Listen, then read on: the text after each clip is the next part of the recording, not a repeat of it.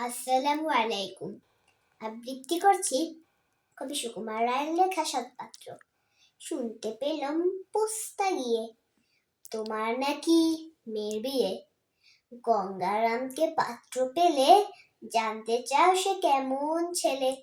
মন্দ নয় সে পাত্র ভালো, রং যদিও বেজায় কালো। তার উপরের মুখের গঠন অনেকটা ঠিক পেঁচার মতন। বিদ্যে বুদ্ধি বলছি মশাই, ধন্যি ছেলের অধ্যাবসায়। 19টি বার ম্যাট্রিকে সে ঘায়েল হয়ে থামলো শেষে।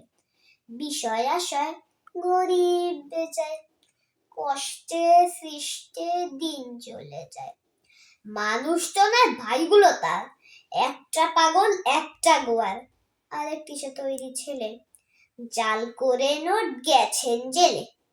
কনিষ্ঠটি তবলা বাজায়, যাত্রা দলে 5 টাকা পায়। গঙ্গারাম তো কেবল ভোগে পিলের চড়ার পাণ্ডু রোগে। কিন্তু তারা উচ্চ ঘর, কংসরাজের বংশধর। শ্যামলাহিড়ি বনগ্রামে কি যেন হয় গঙ্গারামের। যা হোক, এবার পাত্র পেলে এমন কি আর মন্দ ছেলে। ধন্যবাদ।